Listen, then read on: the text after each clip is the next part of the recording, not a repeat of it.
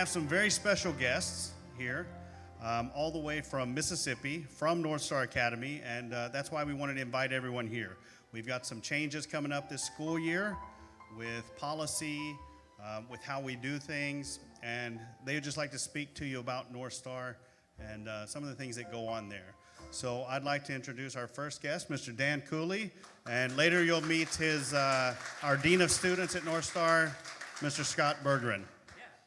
All right, well, thank you very much. It has been an incredible pleasure to be here. We started off with 2 days with the teachers, doing some teacher training. Today I was able to spend all day, Mr. Bergeron and I, with the students, so we got to see all the students in 6th through 12th grade. We helped, how many of you are parents of 6th graders? Any 6th grade parents here? Okay, so we got to spend quite a bit of time in there with them as they were figuring out, how do we log in? What is this thing? You know, so it was good. But that's why we do one class in 6th grade, so they can kind of try it out and learn what it's like and kind of get rid of the nerves that come with that transition to online learning.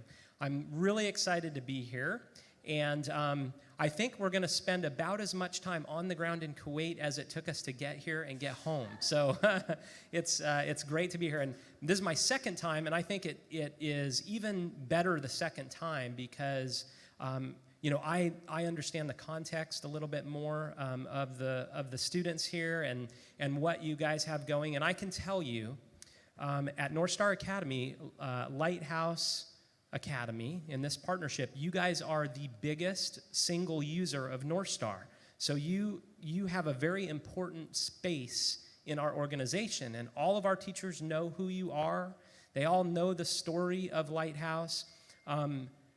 Mr. Bergeron's been taking pictures. We're sending back video. We want there to be a strong connection between the mission here at Lighthouse Academy and the mission that we have at North Star Academy. And just to give you a little bit of history, North Star Academy started in 1998. So we have been going, this is our 21st year of doing online learning, 100% online. Can you imagine going to 100% online school in 1998? That was a long time ago in online learning.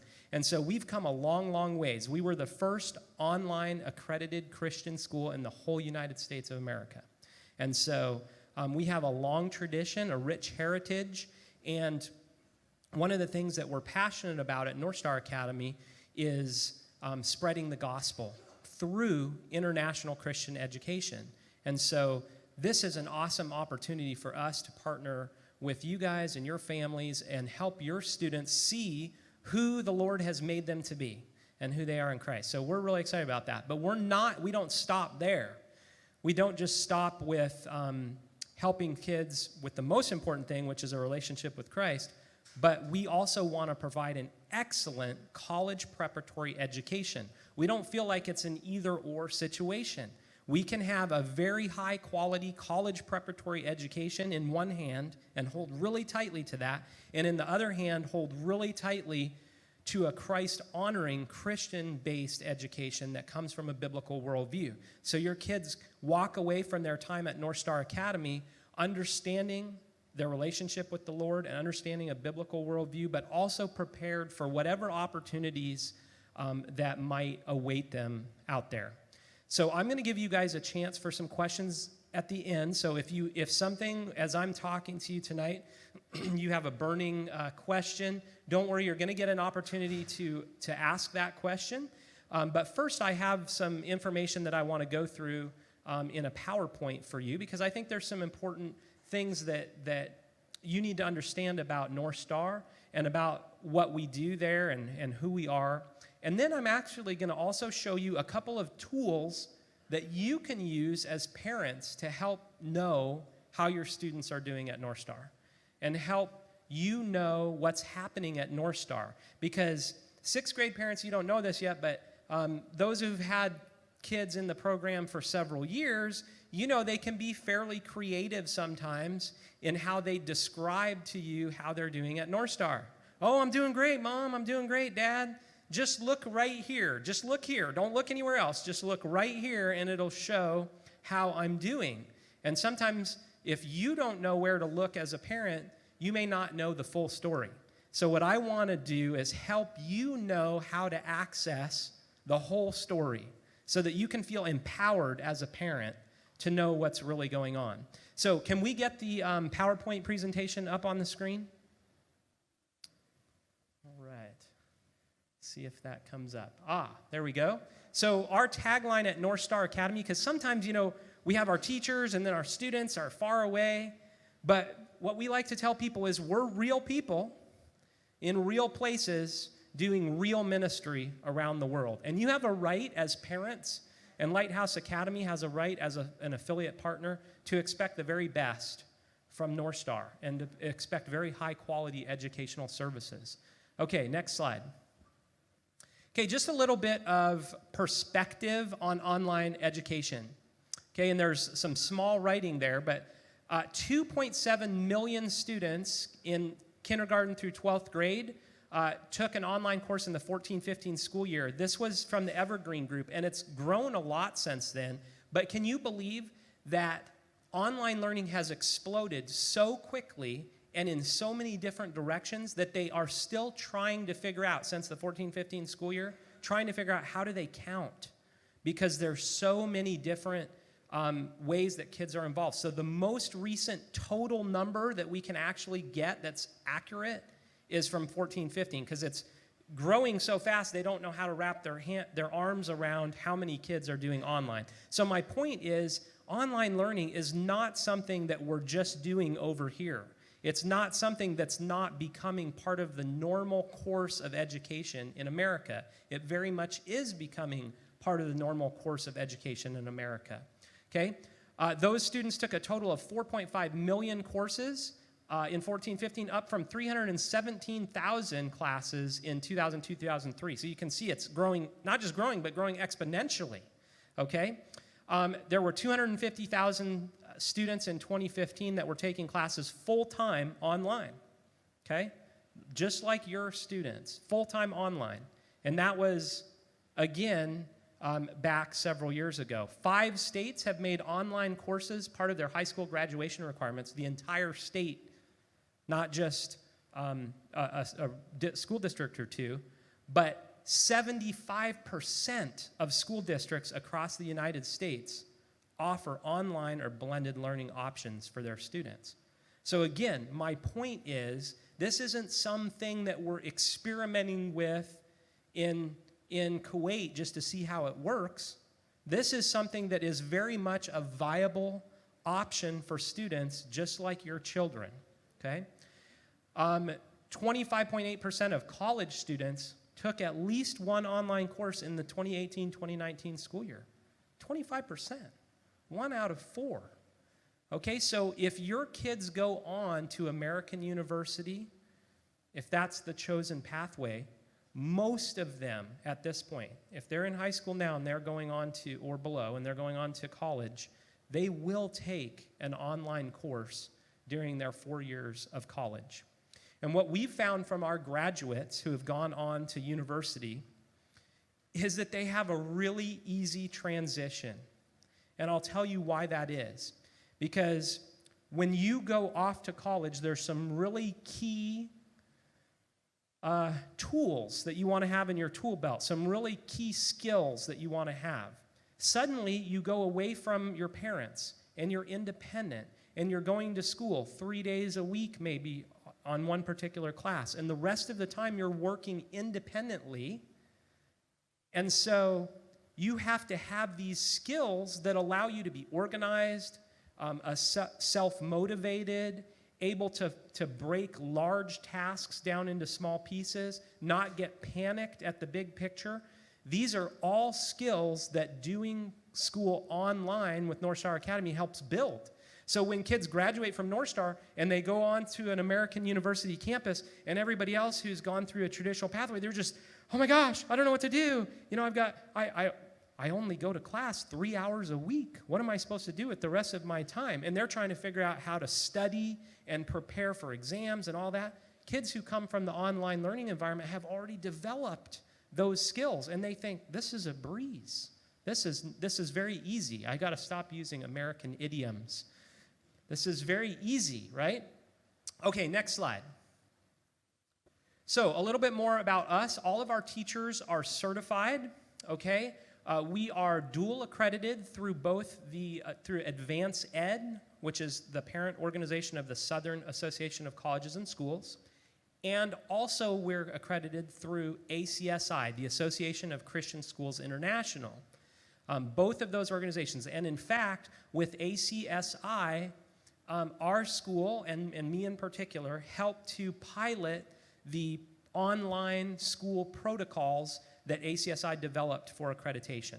So we are at the forefront of making sure that online education is of high quality in the Christian education field. We don't take this lightly because you don't take your kids' education lightly. You want what's best for your kids, and we want what's best for your kids, okay?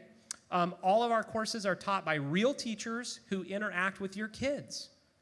Your students, your children, they're not your students, they're your children. Your children are going to interact with a real teacher from North Star Academy who really cares about your kid. In fact, our mission is to personally invest in students so that we can build the kind of relationships with them that allow us to disciple them in Christ. And so we want the opportunity to connect with your kids, and that's what we're going to do. Oh, look at this. I have a screen right in front of me. I can just read it off of here. Okay, 80% of the courses are built by our teachers, okay, making our teachers highly engaged in that coursework. We don't just buy stuff from somebody else and then roll it out with our teacher. We write our own courses in all of the core areas. There are some electives like foreign language and like criminology 1 and 2 and veterinary science and some of these more obscure electives that we do use an outside vendor because we don't have that many students that take the course, and so we don't write that course ourselves. We offer more than 200 courses, so your kids have a lot of opportunities, okay? Next slide. Okay, so your child's future. What about college, right? That's the most important thing. And I know not all of your kids are going to go to American University, but we are preparing your students to do that, okay? It doesn't mean it's closing other options. They can go to school in what I've heard Australia. One graduate from last year is maybe going to Australia, Britain maybe. I think some other places, along with the United States. I mean, other than the United States. So they can go all over. And so let's see what this says about college. 46% of students who graduated in the last 10 years have taken an online class during their university time. So remember when I said a minute ago that your kids are going to take an online class when they go to college? This was a couple of years ago. 46%, almost half, had taken an online course. Okay, 2/3 of college administrators, those that are in charge of the university, 2/3 say that online learning is a key to the future success of their university, which means they're going to have more online courses at their university. And when your kids come in fresh off of doing 6 years of online learning, they're not going to skip a beat. They're just going to be able to jump right in. Here's another thing that I want you to think about. If your student graduates from North Star Academy and you're not quite sure what you want them to do yet, or maybe you can't quite afford a full American university experience, your kids can continue to go to school online and continue exactly with the way that they've been learning for the last 6 years right from here in Kuwait and get a college degree from right here in Kuwait that's American-based. And your kids will be prepared for that. So that opportunity also exists. 77% of educators that were surveyed reported outcomes from online learning the same as or better than their counterparts who were in a regular brick and mortar school. 77% said, you know what? My student does as well, who's in my online class, as well or better than the kid who's in a traditional classroom. So this is not something that's fly by night or of less quality than what your kids are going to get in a brick and mortar classroom. It's just different. It's not worse, it's just different. And it does take a little bit of getting used to as you begin the program. Next slide. So, other past students have gotten into many universities. That's what you care about. You want to know, man, this writing looks really tiny on these screens. Okay, you want to know, what colleges can my kids get into? Can they get into good colleges with a North Star diploma? Well, you don't have to wonder. We have students who've graduated from North Star who have gotten into some of the top universities in the United States. And so I have a few listed here that you might recognize. New York University, UCLA, and those numbers that are next to them are their their ranking in the United States based on a couple different ranking organizations.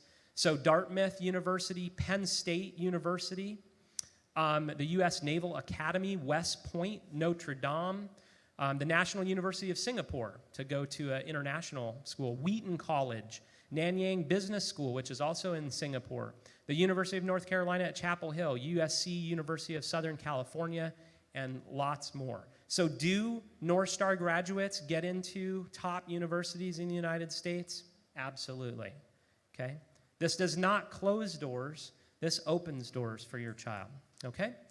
Go ahead and go to the next slide.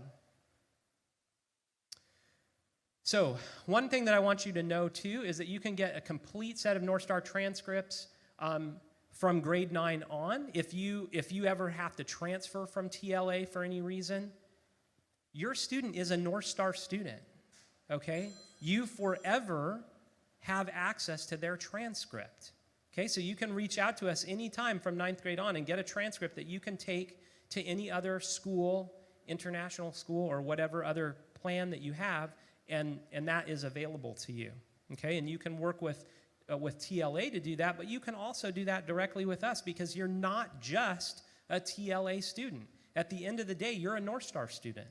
And your kids, well, you aren't, but your children are, and they're going to get a North Star diploma, okay? All right, next slide. So the question is, what can you do to help make sure that your kids are successful? And for those of you who've had kids in the online program for the past 6 years or since 6th grade, you've seen some changes, some policy shifts. We've had to learn to tighten down some aspects of the program to help make sure that they stay on track. And so the biggest, most important thing about their success at North Star is that they stay on track through the course of the year, that they don't get behind, okay? So, because imagine that we let a student come into chemistry class. Let's say it's not online, okay? Let's say they have to go into a chemistry, or they're taking a chemistry class like you did at school. And they sit down at their desk, and imagine when they sit down at their desk, they pull out of their backpack their English homework and start working on English. The teacher's up there talking about chemistry, and instead of listening to chemistry, they're working on English. Or maybe they're turning to their friend and they're talking to their friend. Or maybe they've got their headphones in and they're just rocking out. They're not doing chemistry. I'm sure that in your school experience, you wouldn't have ever said that was okay. And you wouldn't have said that that was normal. But for some reason, sometimes in the online learning environment, kids feel like, yeah, I'm in chemistry class right now. I'm supposed to be at my computer working on chemistry, but today I'm going to work on English.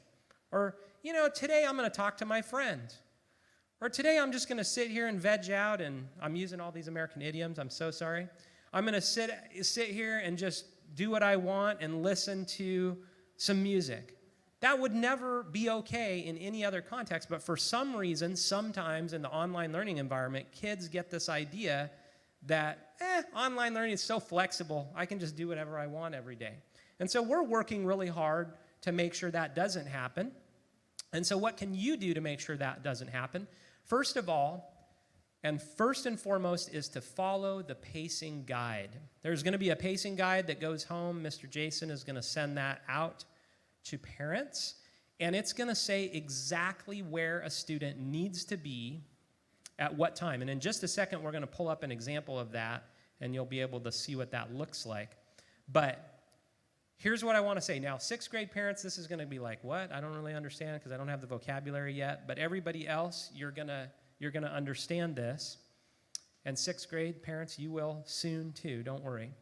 But if I was you, and you want to know how is my child doing, I would not be looking, or does my child have work to do? I would not be looking at Buzz and looking at the to-do list and looking there. Nope.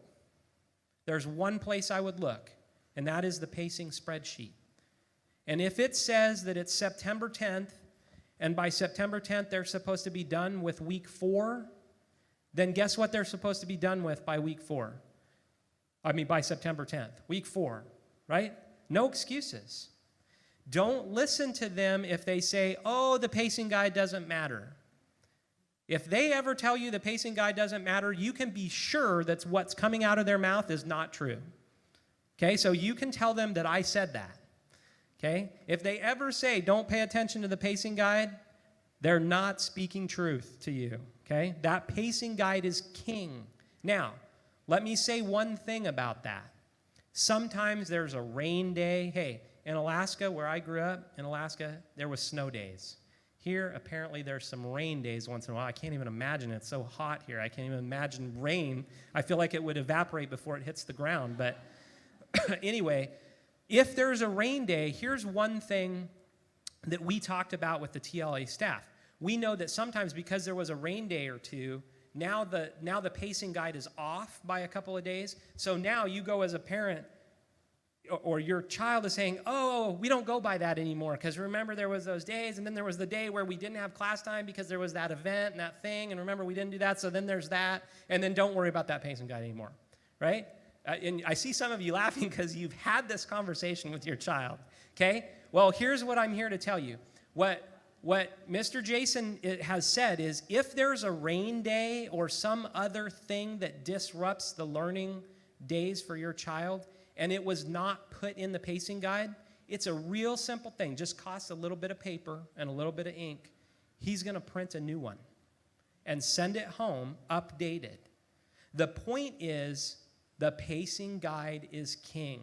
And in fact, we even talked about, and they're going to look at the possibility of putting a live pacing guide up on the website that's updated all the time with any changes, and then you can always look at the pacing guide. So if you ever get into an argument with your child, which I'm sure you never do, you can just go onto the website and you can look there and you can know who's telling the truth, okay? So pacing guide is king, right? That's the number one rule, okay? Pacing guide is king. All right. The next thing is that you need to understand the rules for late work at the Lighthouse Academy. Now, we have a fresh, new policy that I'm going to tell you about today.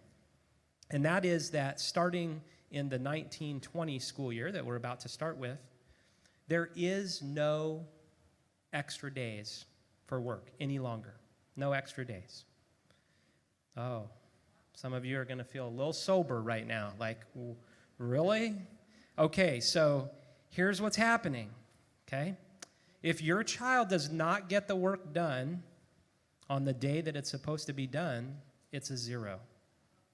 I want you to think about something. Remember how I talked about you? Think back to your school days, and you're sitting there in that chemistry classroom, and you're saying to the teacher, hey, I just didn't get it done. Can you give me a couple more days?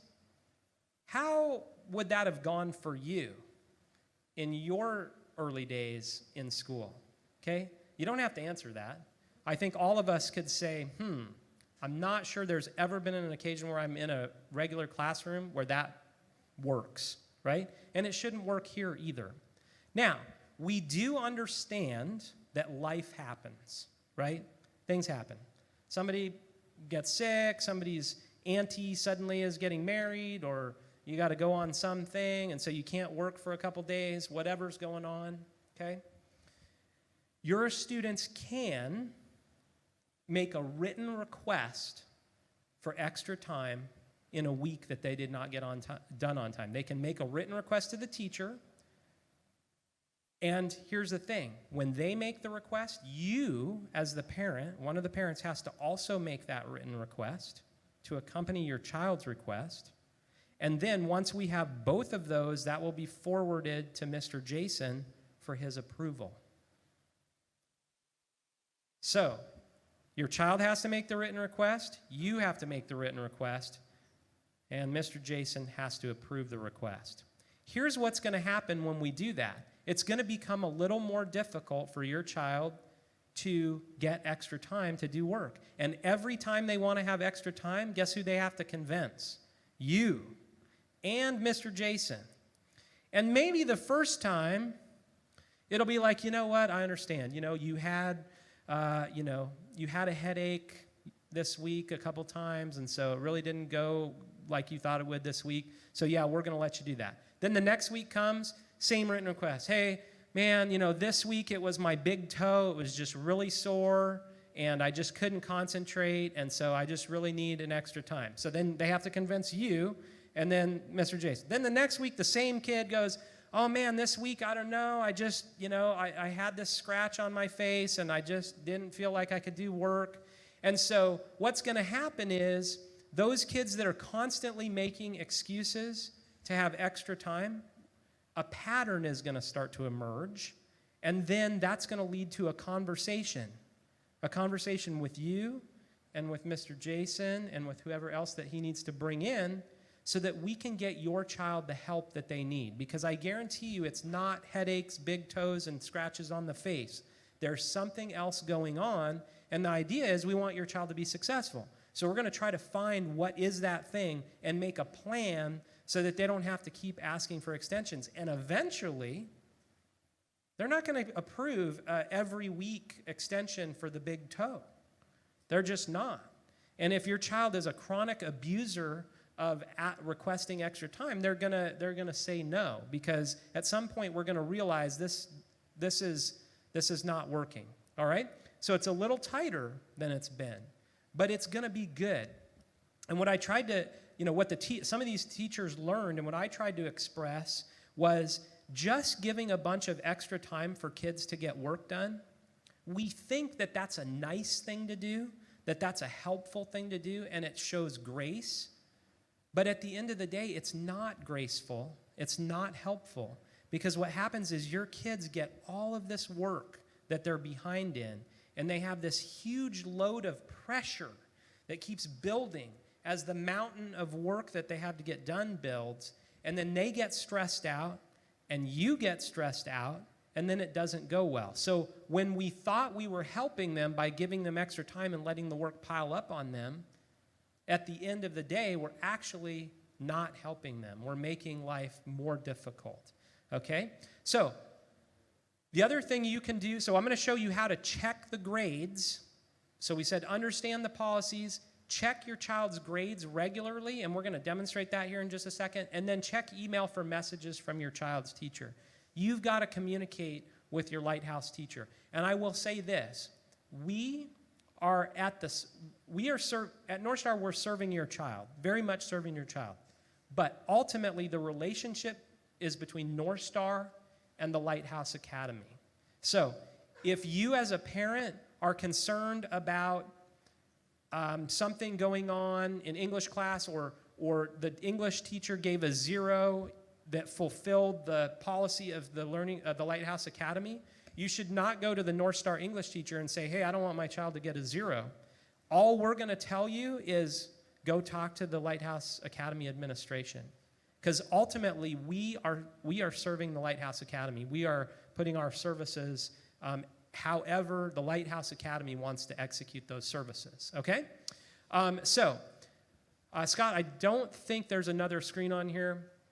Yes, except to say, let's take a look at Buzz. Now, Mr. Bergeron is going to pull up a live grade book. And so how do you get into what we're about to see? Well, you do not have a separate login for your child's grades. You don't have your own login to look at your child's information like their supervisor at TLA does. But what you can do anytime you want, because you're the parent, you can tell your student, please sign me in to your Buzz account. Or you can get the username and password and mark it as a favorite in your browser and log in anytime you want.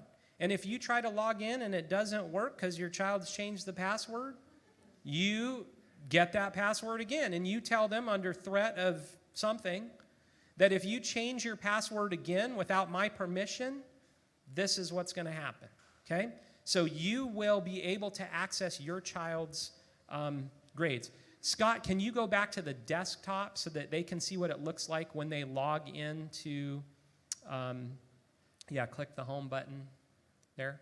Okay, so when you log into your child's class, you're going to see the 2 course cards on their desktop just like this. This is my son. This is my son's class. I have a child that's taking a class at North Star. Okay? So not only am I the director of the school, I'm also a parent who is very much counting on North Star to come through for my child. Okay? So, and I've told him that all year this year, he's going to be put on display anytime I do a demonstration for anyone, so he better keep his grades up. So we're going to see how he did, because I haven't checked his grades in a few days. So let's scroll down. If you look at the thing here, you see 2 course cards. At the bottom of the course cards, if you'll scroll down just a little bit, Scott, so we can see, there's a play button and a little icon that looks like a graph. The little graph button is the grade book. So go ahead and click on that. Okay? So you're going to log in using your student's login. You're going to find the class you want to look at, click the little grade icon, and then this is what you're going to see up there. Okay? And what you're looking at tells you a story. And I want you to be able to read the story. And we're speaking North Star. Some people speak English. Some people speak, lots of different languages. What do they speak in? Do you call it Egyptian in Egypt? Just Egyptian? Arabic. Okay, thank you. See that? So I'm going to blame it on jet lag. Arabic, sorry. So Arabic, but at North Star, we speak North Star-ish, okay? So you need to learn to speak the language. So this is a language lesson for you tonight, okay? So the first thing is you're going to see that grade up there, 87.33%. Now, for those of you who've been parents with North Star for a long time, you should know the answer to this question, most likely.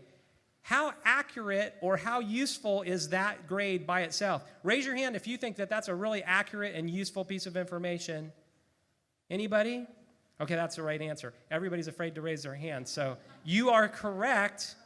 That does not tell the whole story. Here's why. 6th grade parents, you're like, what is going on? What is happening here? Okay, because a student maybe has completed 3 assignments in the class, right? And it's the first 3 in the class, so it's like the fluffy stuff. Tell me what, if you like having dogs or cats, whatever. It's introductory stuff. It's easy. They do 3 assignments. They get A's on everything. And so they have, or in this case, B's and A's on everything. They have an 87%. You're like, yeah, my child is doing so good, 87%. Here's the problem. We're actually 4 weeks into the school year, and they've still only done those 3 assignments. They really should have 37 assignments done by now, but they've only completed 3. And so really that 87 is really like a 7. They really are failing the class. So you cannot just look at that grade. You have to look deeper.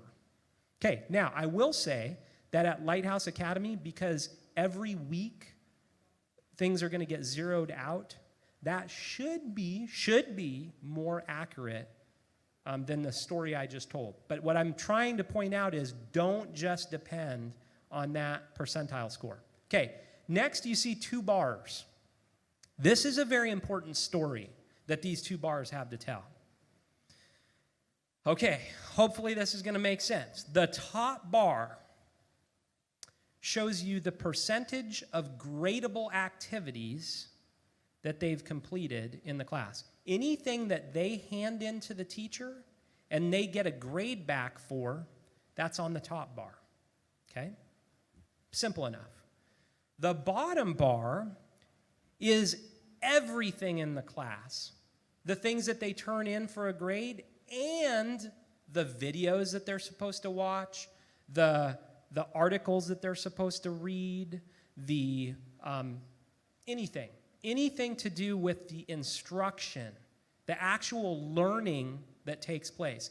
Information on splash screens that explains directions and teaches the content. That's in the bottom.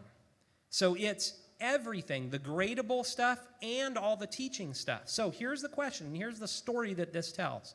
If that top bar is way ahead of the bottom bar, so the top bar is farther across than the bottom bar, what does that say your child is doing? Any ideas? He's not doing well. Not what? He's not doing well. He's not doing well, that's true. And specifically, do we know why it shows that he's not doing well if the top bar is way across and the bottom bar isn't? What is he doing each day? He's what? He's doing all the gradable stuff, and he's not doing all the teaching stuff. Hello. Okay, so let's go back to your chemistry class when you were in 10th grade.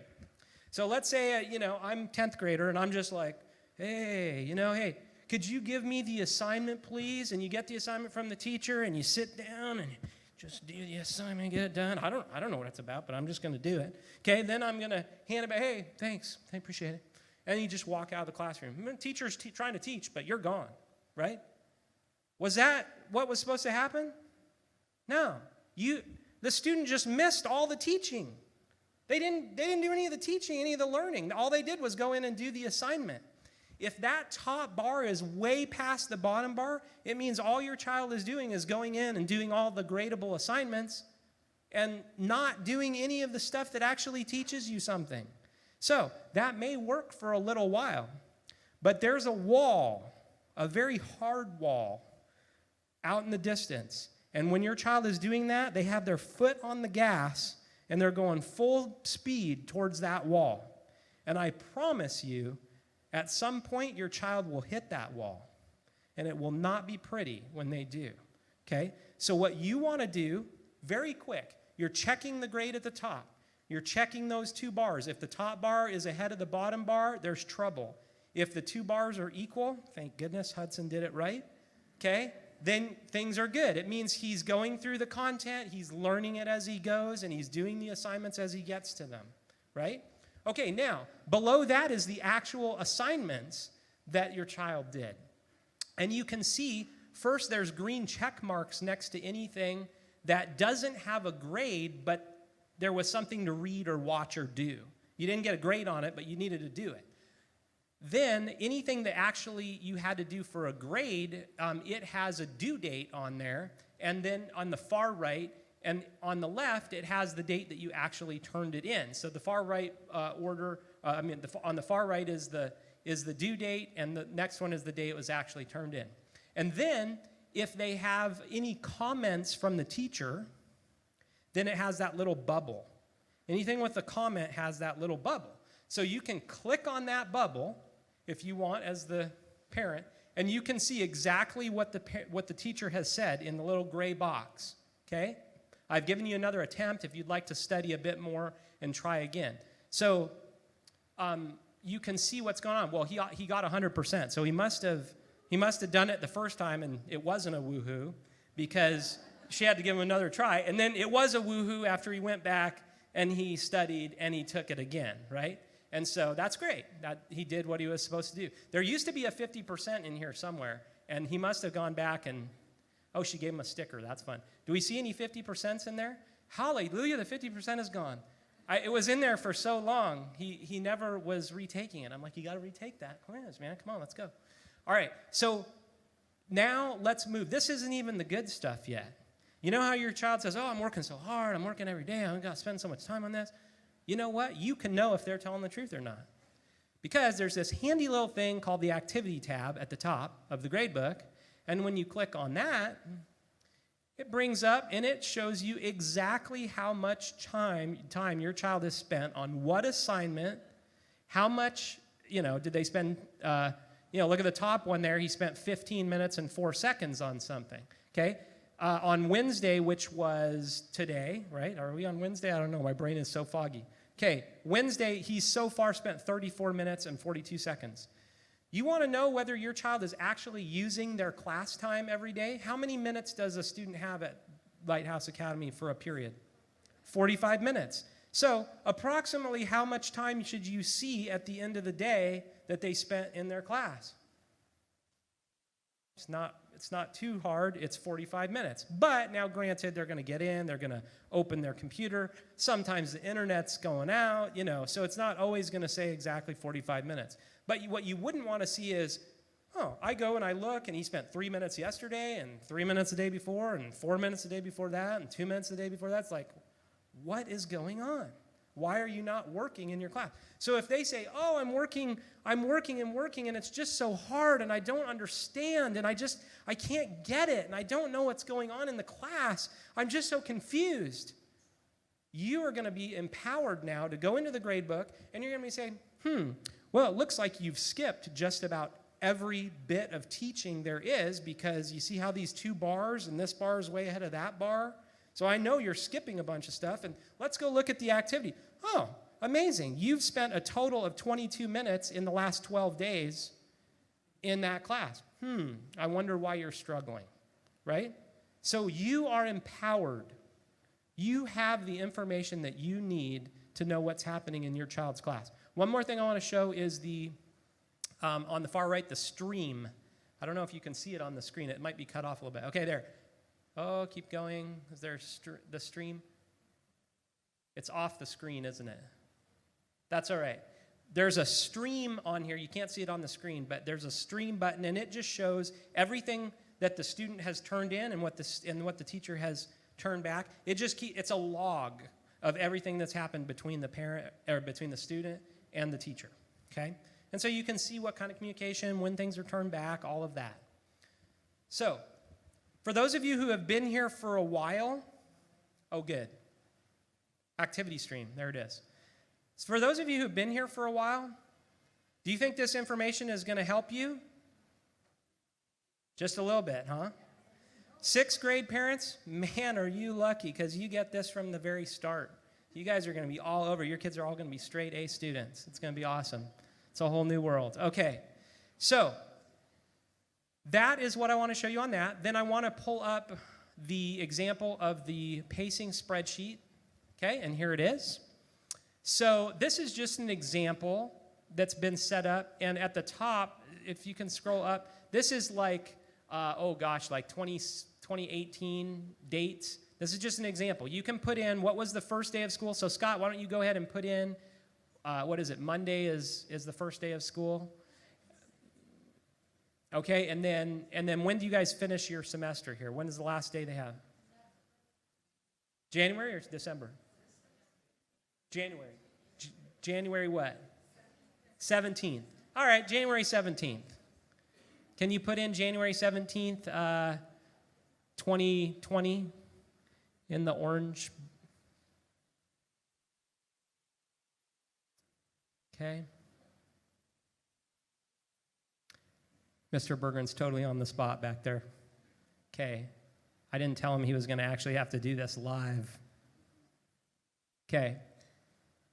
All right, so 20th of January 2020. So now what it's done is it's taken the work for the 18 weeks, the 18 weeks worth of work in a class, because there's 18 weeks worth of work in each semester, and it's spread it out equally over all the days that are available. And you'll notice how at first it puts the work equally over every single day, including Saturday and Sunday. Well, we don't want the kids to work Saturday and Sunday, or in this case, we do want them to work Sunday. You don't want them to work Friday and Saturday, right? So we're going to X out in the dark green the Friday and the Saturday, and it's going to take out every Friday and every Saturday. Because you know what?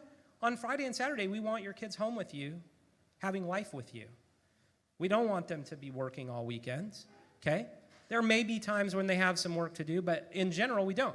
So then it shows what should be happening, okay? So for example, in this example, which isn't exact, by Tuesday, September 3rd, that's the last day they have to work on week 1.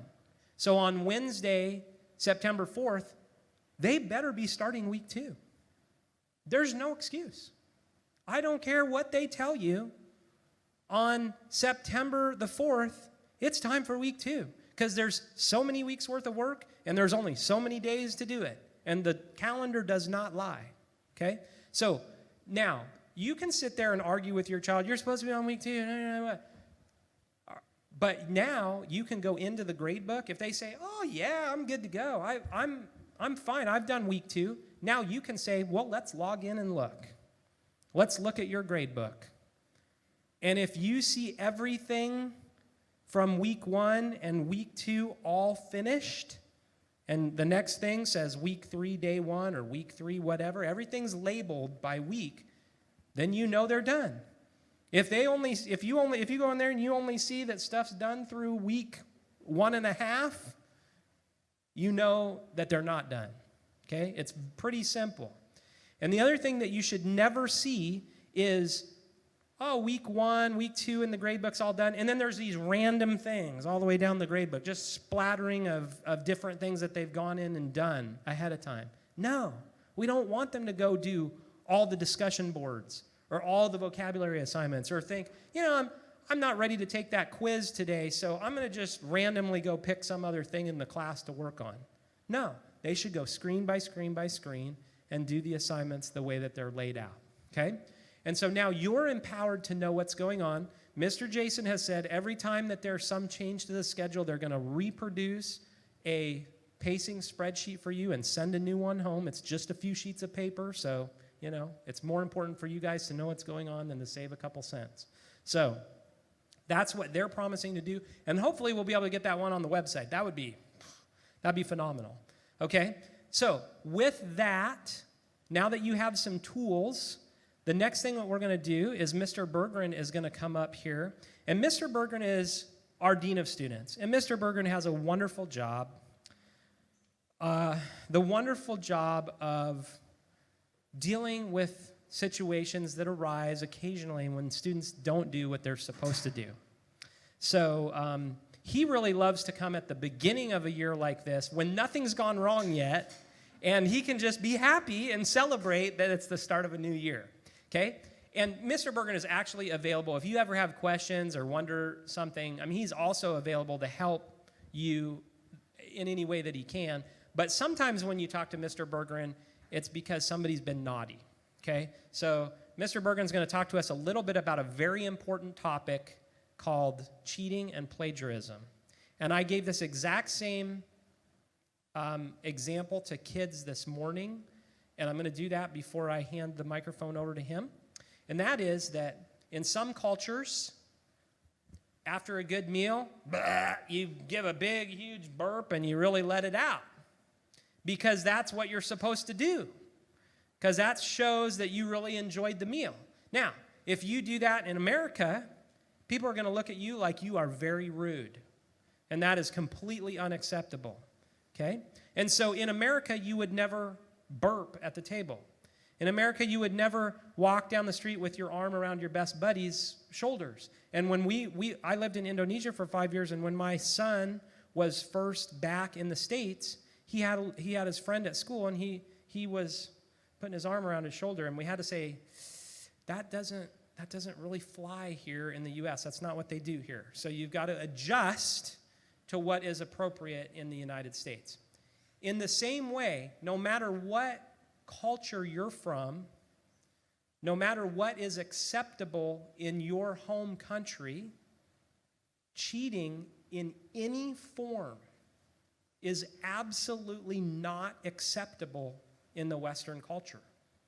Not acceptable. And the reason why we have to be so tight on this is because when your child goes to American university, Canadian university, British university, wherever, the first time they cheat on something and they get caught, they will get kicked out of university. Understand what is at stake. So it's not just because we want to be mean. It's because we're preparing them for the reality of what they're going to face. And so understand that it doesn't matter what cultural background you're from, just like the burping and not burping. It might be okay in some places where you're from that cheating isn't that frowned upon, But in the U.S. and in Western cultures, it's extremely frowned upon. So I think it's really important for Mr. Berggren to talk about this tonight. So I'm going to hand the microphone off to him for that, and then we're going to take your questions, whatever they may be.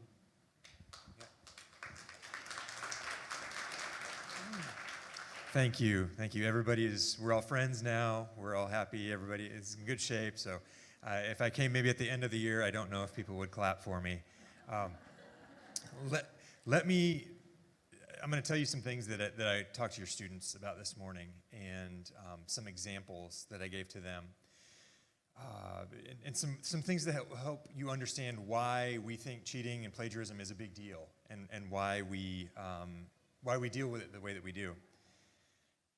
Imagine that you bought a membership to like a health club or a fitness center or a gym, and you go there every day, and your goal in that is to get more healthy and to grow your muscles and get fit, whatever that would be.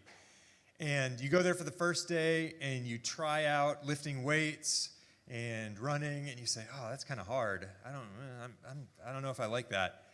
And so the next day, you go to the gym, and you say, "I don't really want to do that."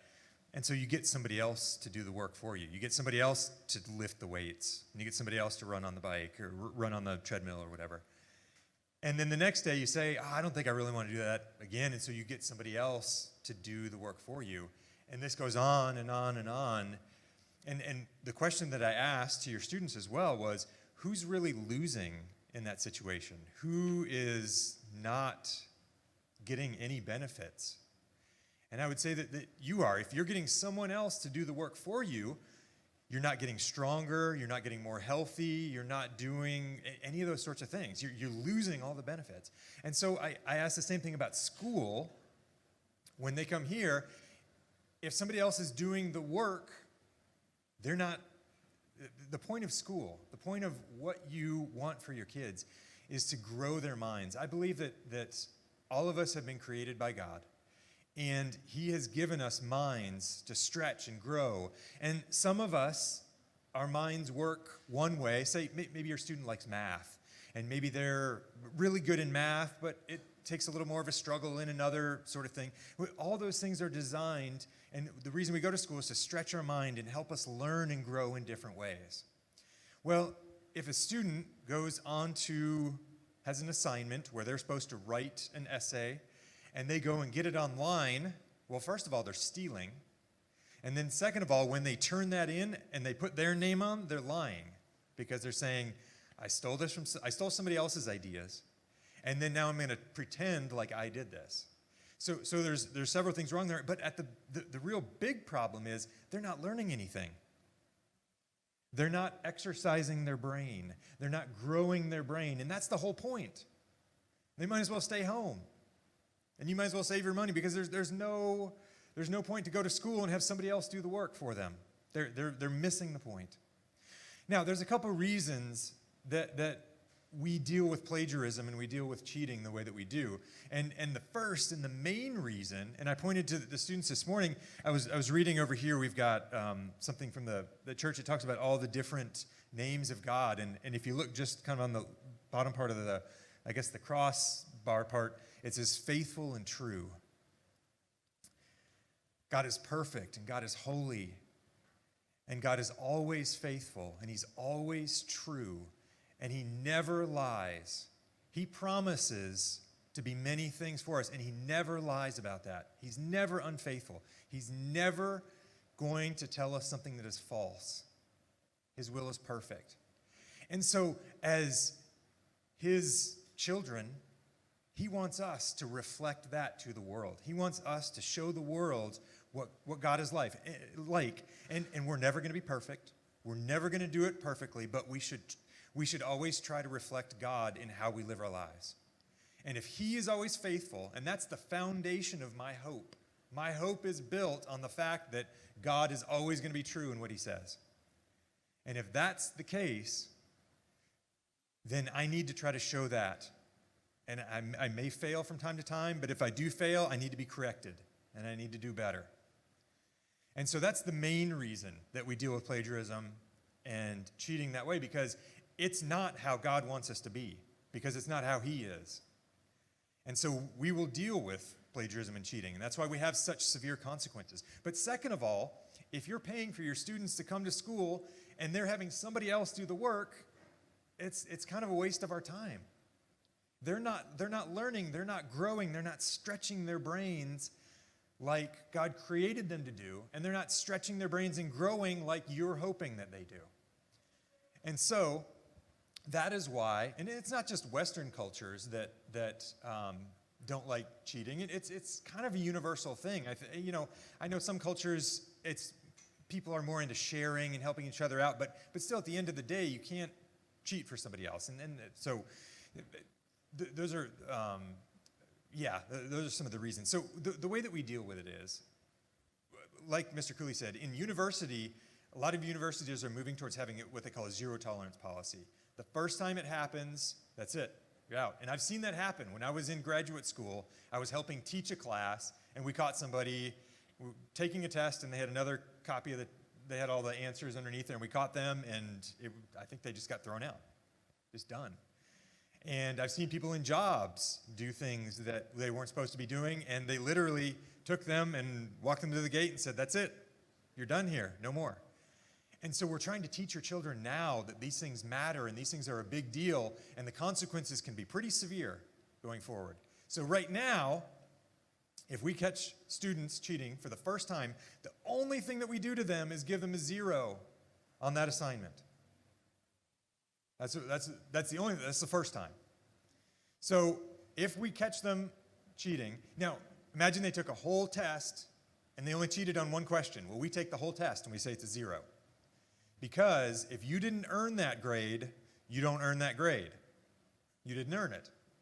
You cheated, you stole somebody else's answer, and then you lied when you tried to pass it off to us as your answer. And so you didn't earn that, so we're not going to give it to you, okay?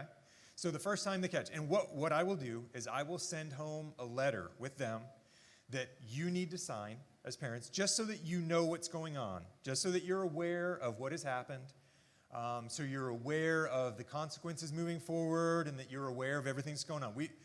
That's one of the mistakes I've made in the past. And it's difficult in school situations because our teachers communicate with supervisors, but supervisors have their own people that they work with, and then there's parents. And so we're trying to get everybody on the same page, and we're trying to get everybody informed of what's going on. Now, if they get caught again, we have some options. Sometimes we will make them work with an academic mentor who will go through their work and tell them and force them to check all their work so that they can't turn anything plagiarism. And that there's a cost to that. It's a few $100s to work with a academic mentor. Sometimes we'll do that if we think that's a good.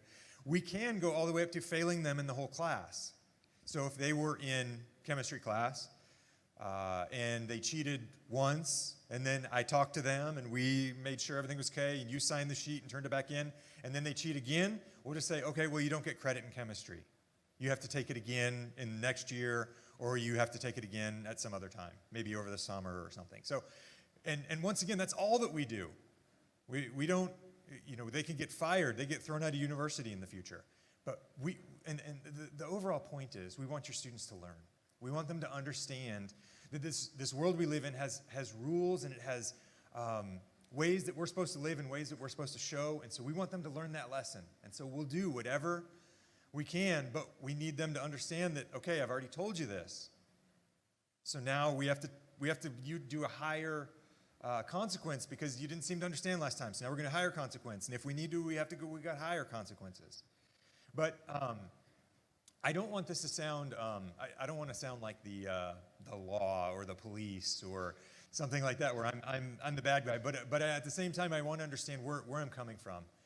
And I want you to understand why we think it's such a big deal, because we want to help your kids understand that it's a big deal, and support their learning, support what they're doing, and how God is using them for whatever future He has for them. So that's why we believe what we do, and that's why we do what we do. If you ever have questions, you can get me via email, and if you're not sure what that is, you can talk to people at Lighthouse, and we'll be glad to help you out with that. So I hope this is the last time I have to talk to you guys. I hope we never have to talk again. So I guess you're the only guy here that you never want to see me again. So, all right. Well, thank you. And if you have issues other than cheating or plagiarism, I help out with that too. So, but it just ends up being. So. Great. So now it's time for any questions and answers. So yeah. So what question did you have? Regarding copying and pasting, if they have a special project, I'm talking about grade 7 and up, because grade 6 is only months. Let's say they have an thesis to do, and they have some kind of facts or thoughts, which they would require from their Google or the internet in general. If they copy and paste on the project, is that cheating? Yeah. So what he was saying is, suppose that they've got a project and they're supposed to do maybe like a PowerPoint or a poster or slides or something, and they take something and they copy it and paste it. I would say that you'll need to talk to the teacher, because each class, generally I would say no. But the teachers will know what their levels of. Sometimes they will allow it. If you, like sometimes they'll allow pictures, you can copy and paste if you tell where it comes from. Generally, the main idea, and this is related to, we want your children to grow, what they put on their assignments, we want that to be their thoughts. Now, they may have to go read some definitions and they may have to go understand some things, and that might start to go in their brain, but when it comes out, it needs to be their thoughts on the paper. It needs to be what they really think or what they feel or how they're answering the question. So if I'm going to answer a question, whatever question that is, if I go take a paragraph from online and put it in there, that's not my thoughts. Now, I could read that paragraph and say, oh, that's a good idea. I kind of like the way that author said it. But at the end of the day, I would have to write down my own version of those thoughts. I'd have to write it. And I realize when I say that, there's some maybe to use another idiom, a gray area where it's not really black and white. There is some area in the middle where it starts to get not real either or cut in black and white. But at the same time, the main way to think about it is what they wrote their own ideas and their own thoughts, or is it not? If it's not, if they got those thoughts from somewhere else, then that's plagiarism that way. If it is their own thoughts, then we would say no. Thoughts is okay. What about facts or Right. science process, different processes, facts in general? Facts wouldn't be reconsidered, so it has to be almost somehow a certain extent. Sure. Yeah. And that's, yeah, go ahead. I was going to say, sometimes like, okay, an elephant has a 12-month gestation when they're going to have a calf, okay? That's a fact. The sky is blue. That's a fact. I can tell you what's happening in my child's school in the United States. If you say an elephant has a 12-month gestation, which is in some circles is a commonly known fact, okay? You can't just say that. You literally have to cite at the end of that sentence where you got that information. So his 8th grade research paper or 9th grade research paper last year, almost every single sentence, I'm not joking. This is the new MLA format requirement. Literally every sentence of his paper had a citation at the end of the sentence. It became almost difficult to read.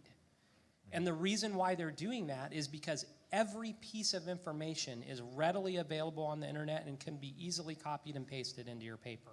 So what they do is they short circuit that by saying every fact that you cite, you need to put the citation. And so the point in saying that is the teacher in that class, if your child's in an 8th grade English class at North Star, they're going to tell you what the citation requirements are. Your students are going to be taught how to do this, what the standards are, and there will be a lot of information on there to help them with that. Yeah. One thing that they sometimes suggest for putting things into your own words too is, let's say that I read a paragraph about elephants and I'm doing a research paragraph, I'm doing a research paper on elephants. I'll read that paragraph and then I'll take it one sentence at a time, and what I do is I choose 2 or 3 key words from each sentence, and I write them over here on a piece of paper, for each sentence, keywords. Then I close that book, I put it away, and I leave that paper for 5 minutes, and then 5 minutes later I come back and I look at my 2 key words. So if it's, elephants have a 12-month gestation, I might have the word gestation and 12 on my paper. And I've gone away for 5 minutes. I don't remember exactly the way it put it in the original source document. I come back and I go, okay, it says 12 and gestation. Okay, so then write a sentence from your own mind from those facts. And then if it's pretty much ends up, you could go the extra mile by, if it pretty much ends up looking exactly like the source you got it from, go ahead and cite the source. Nobody's going to ever fault you for citing the source. It's when it's the intent that you have. When you say, this is mine, I did this, and you pass that off as yours, that's a problem. And we have examples. My wife is the 9th grade English teacher, Mrs. Cooley, and there are examples where she's trying to keep kids from being able to plagiarize. So she says something like, they read Lord of the Rings, which has Bilbo Baggins in it, who is the main character. And she'll ask something like, tell me what you think of Bilbo's character. All we're asking for is an opinion. And the kids will go and spend who knows how long finding all kinds of information about Bilbo Baggins, pasting all kinds of random stuff about Bilbo Baggins that they got off the internet into this incoherent paragraph when all they needed to do was say, I think Bilbo Baggins has a strong, strong character and is willing to sacrifice himself for the good of others.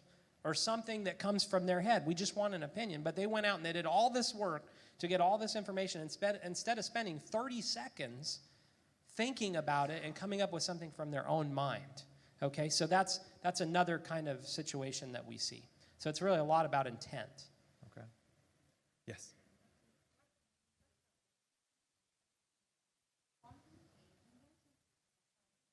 The author of what I understood from your speaking that if only the students mentioned the site or the author that he took his ideas from, this is not considered cheating. That's right? If they only what? It's not considered. Mention the author, the name, or the site that they predicted. Oh, citations? The citation only. In this case, only it is not considered cheating. That's right? It depends. Yeah, it depends on what the teacher says. So in the class, the teacher will tell them if that's okay or if that's not okay. Okay, another question, please. And one other thing I'd say, generally, the first time a student does something like that, the teacher will usually say, you know what, let's learn how to do that correctly. They're not going to just jump on them right away. They'll help them understand, like maybe what's the best way to do that. Another question. In math classes like that, if she is doing her homework at home, and I helped her in any math problems or anything, is this considered, as a mother, she sometimes wants my help of anything. Sure. If I helped her, is this considered cheating? Gotcha. So the question was in math class, if she's helping her daughter, I guess, at home or helping a child at home. And, once again, it kind of comes down to, you can help them with steps, but at the end of the day, can they do the problem by themselves? Because that's what we ultimately want them to do, is we want them to understand so that they can do the problems on their own. So if you're helping them and seeing maybe areas where they're not doing well or showing them how to do it, or maybe taking another problem and working it for them, that's fine. But if you're doing their homework for them, then of course not. Right, yeah. So it's kind of, I gave kind of maybe the two extremes. So the goal is we want the students to be able to do the work. And so if you need to help them so that they can get to the point where they can do their own work, then sure, that's fine. Yeah, that's certainly fine. Yeah? Yeah, go ahead. Yeah. Here, so that people can hear your question. What I understood, that transcripts, we will take it from grade 9, or we will take grade 7 also. I missed it. A question about, so the question is, you talked about transcripts from grade 9. What about grade 7? Well, from grades below grade 9, there isn't such a thing as an official transcript, because in the United States, the transcript only matters once you get into high school. No university ever looks back and goes, what happened in 7th grade?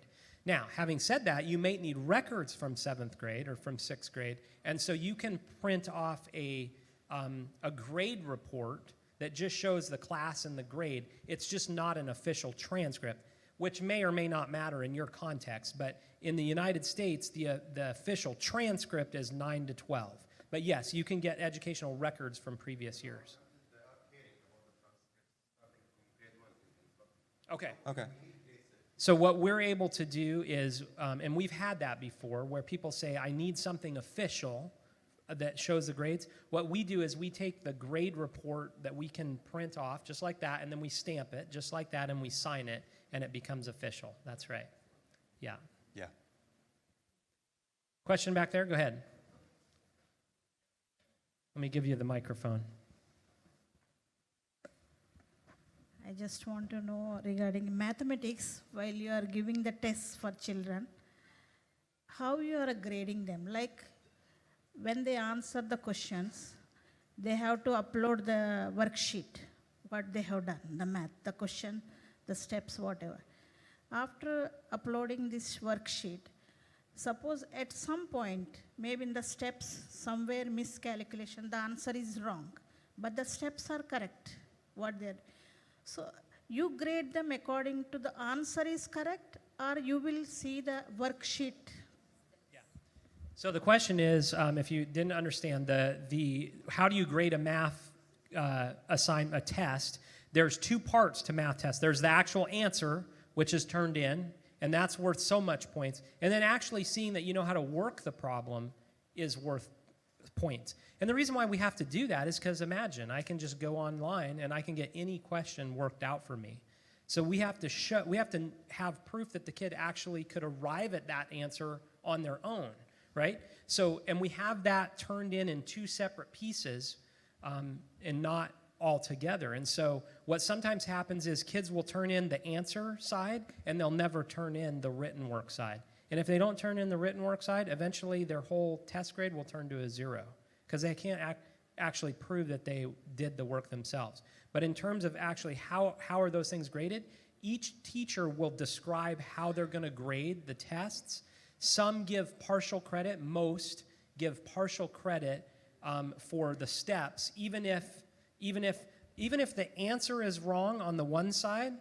On the other side, if they've worked the problem out and they accidentally put a negative sign where they should have put a positive sign, then they'll get partial credit for having worked out the problem correctly just with missing a negative sign or something. So we do allow that. The other thing in math in particular, so 6th grade parents that are new, kids can take and retake the practice tests for math until they feel like they have it mastered, and then go and take the actual exam that they can only take once, the real one. But the practice ones come from the same test bank of questions. So they can practice those until they feel like they are. It's a similar test bank. I don't think it's exactly. Yeah, it's not exactly the same questions themselves, but it's like instead of 7 times 2, it might be 7 times 4, you know? But it brings similar questions over. Yep. As far as the transcripts are concerned, you were saying you guys can provide us with an official one. Mm-hmm. And when our kids are applying to universities, are we using that transcript or are we using the ones from TLA? You are using a North Star transcript and a North Star diploma. You are, as far as college application is concerned and being recognized in the wider world, you are a North Star student. In the US, in Britain, in Canada, anywhere in the world that you're going to university, you are a North Star student when it gets to that point. Once you're done with your day-to-day here, you're officially a North Star student, which is what allows you to be recognized the world over for college admissions. Okay, good question. Yep. I'm gonna get my exercise, okay. Regarding the math only, when after taking the test of the math, okay, they graded already. But when I asked my child that which answers you did wrong, how to correct it, which way you did wrong, did you do review in the class? She told only the teacher tells the answer, which one is correct and which one is wrong. Why don't you put a review after the grading is finished so that we parents will see that where is the wrong she has done. Yeah. So I think you heard the question, why can't we see the answers? The answer to that is that you can see the answers and your child wasn't telling you the truth. That's probably, it may be that there are some that for some reason they did block, but the vast majority of them, you can go back and you can see the answers, and it's marked which ones are right or wrong.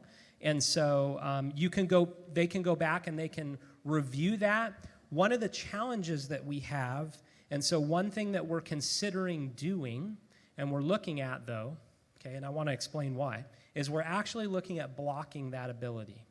And here's why. Because what we're finding will sometimes happen is one student who's particularly good at the math, a math test or whatever, they'll go and they'll do it ahead of everybody else, and then they'll give their login information to their friend so that their friend can go specifically so that their friend can go and see the test and the answers of what's right and wrong so that they can go and then cheat on the test. So we're realizing that can sometimes be a problem, and so we're actually potentially going to block that ability to see that. But if you want to, all your student has to do is log into the gradebook like Mr. Berggren was showing you, and then you know where you click on the little, click on the grade that they got that had the little bubble. If you click on that, it'll bring up that screen that showed what the teacher had to say. At the top, there's two little tabs, and one of those two tabs actually shows you the questions from the test. So now there could be, in your situation, we might have had a teacher that specifically chose to block that, but that's not the norm. So either your child didn't want you to see what they got wrong, which is possible, or they were in a class that the teacher had blocked that feature. Most of the math teachers, though, wanted their kids to be able to go back and see it. We're just realizing in this context, it's presenting some difficulties with creating this opportunity to cheat, and we don't want to, give the kids that opportunity. So.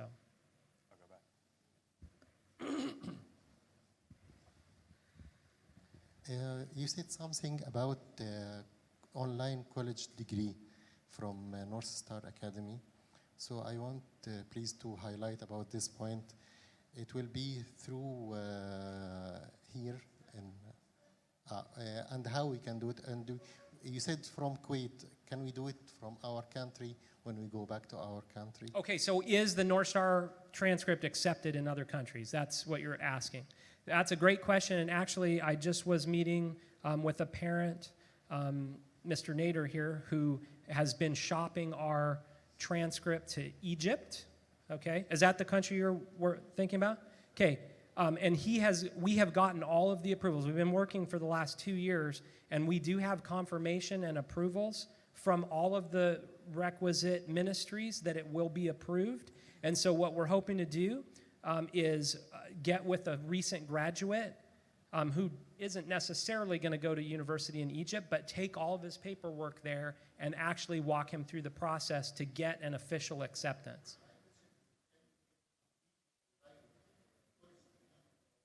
Can we get college? Oh.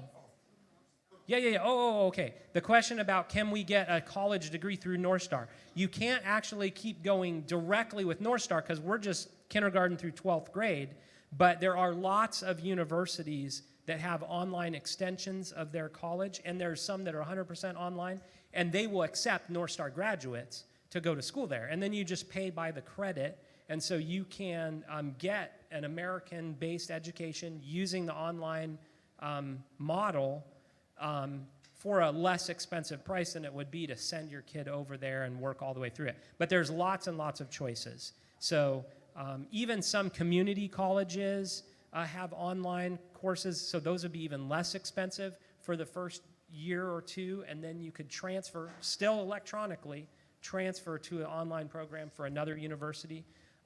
But you would just want to research, different options. There's many, many hundreds of online university programs that would. I don't know of online programs in other countries besides America. So I'm specifically speaking if you want your child to go to university online and get an American college diploma. I don't know if Egypt really has online learning much. I don't think so, from what I've heard. It's not a thing yet, but certainly in the United States, in Canada and Britain, there's online programs. So yeah.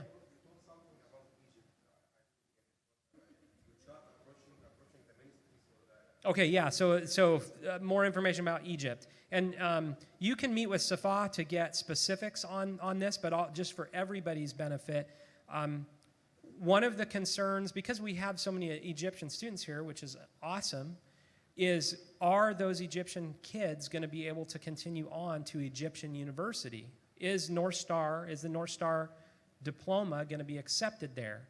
And so Mr. Nader here has worked really hard for the last couple years, taking the paperwork to all the different ministries, bringing it back to us to figure out what stamps or what things does it need to have on it, what does it need to look like, and we have figured all of that out, and then he took it another time and actually got the final approvals from every ministry. So on paper, everybody's given approval and said, yep, we're good to go. You can apply to Egyptian University. But what we haven't had is the first student to actually apply to Egyptian University. But we should be able to walk up to them and hand them the pile of all the appropriate papers.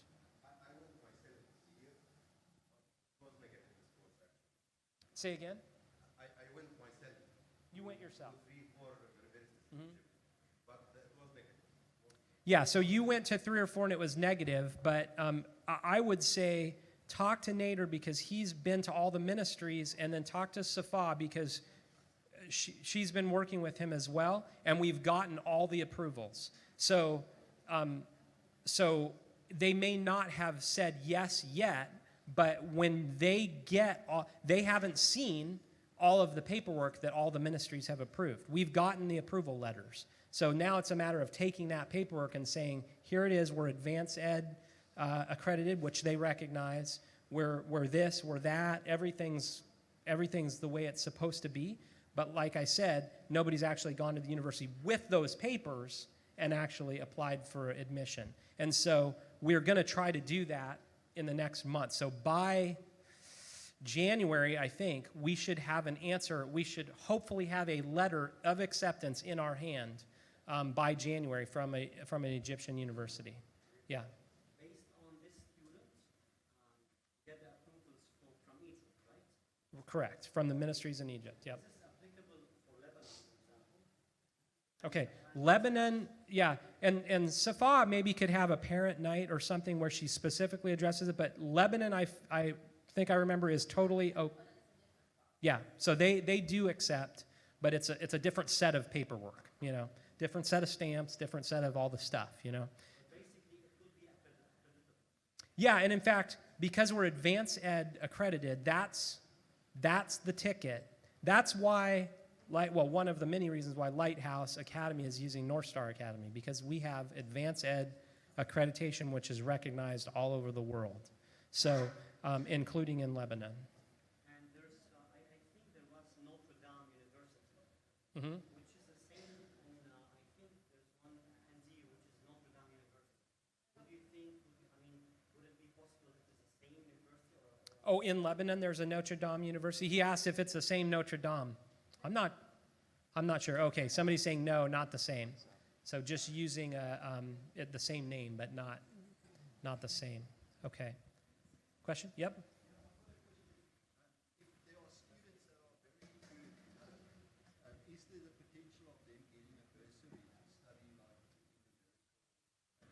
To get a what? A scholarship? Oh, I don't know the term bursary, so that's a new one on me. So he asked, if a student does really well, is there a chance that they will get a scholarship or a bursary, as they call it in South Africa?